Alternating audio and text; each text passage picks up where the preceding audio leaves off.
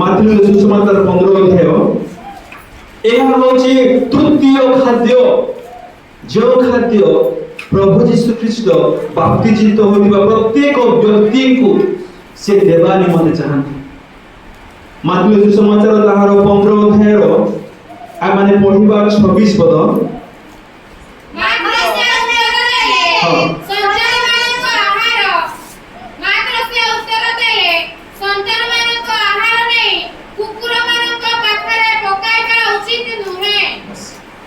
एठारे प्रभु यीशु ख्रीष्ट सबिरणीय स्त्री को जो संतान मानक आहार कुकुर मानक देबा उचित नाही बोली कहउछंती से आहार अटे सुस्थता, से आहार अटे आरोग्यता।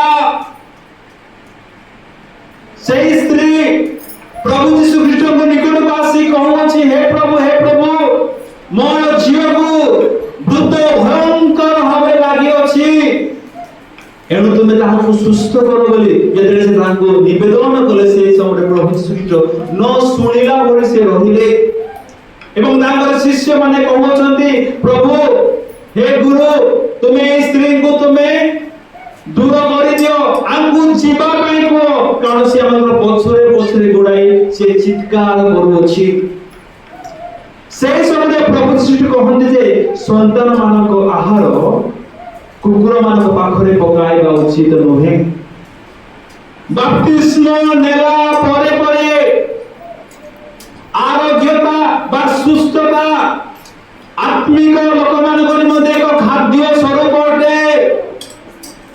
एहा मानक जीवन रे पाइबार अछि। बाप्तिस्म नेला परे भी जदि हमने रोगी हे बहुत समय पर्यंत रहिबा तबे ताहा मानक निमंते एक असुंदर विषय अटे आध्यात्मिक भावरे। कारण प्रभु लोक माने यीशु को रक्त मान को सुस्थ करबा निमंते दिया जाय अछि।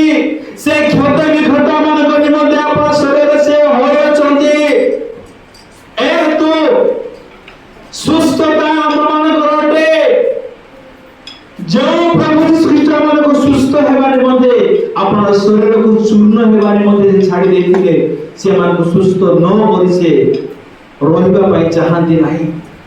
आमर सुस्थता अवस्था जे आम मानको प्रभु को निकट भले प्रार्थना करे को सुयोग दिए नाही, हमर प्रभु जानती। ए कारण हेतु आमनको सर्वदा सुस्थ करिबा निमंते उत्तम स्वास्थ्य उत्तम मन उत्तम विवेक प्रदान करिबा निमंते से अपना पवित्र रक्त से देई अछंती। आमनको सुस्थ करिबा निमंते से अपना मूल्य देई अछंती। एतु सुस्थता को हम अपना जीवन रे लाभ करू।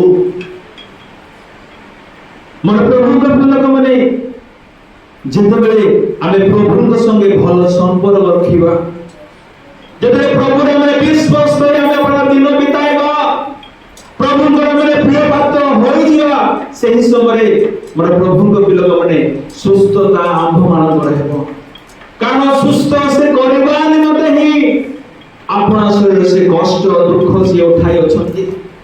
एणु ए तृतीय विषय को मध्य आहार स्वरूप खाद्य स्वरूप आमे अपना जीवन रे व्यवहार करबा बा ग्रहण करबा सिखो। यदि हमार मध्य कोनोसी व्यक्ति रोगी पीड़ित रोगाक्रांत ज्वर आक्रांत ताले प्रभु को निकट प्रार्थना करू, प्रभु तुम मानको आध्यात्मिक खाद्य स्वरूप आमान को तुमे सुस्थता प्रदान करिथाओ। एणु जो व्यक्ति आम परिवार पीड़ित तुमे ताहाको से आध्यात्मिक खाद्य अर्थात सुस्थता तुम्हें प्रदान करी तुम्हें ताकु संपूर्ण रोग मुक्त करो बोली आमे सर्वदा प्रभु रे माने प्रार्थना करूथाओ।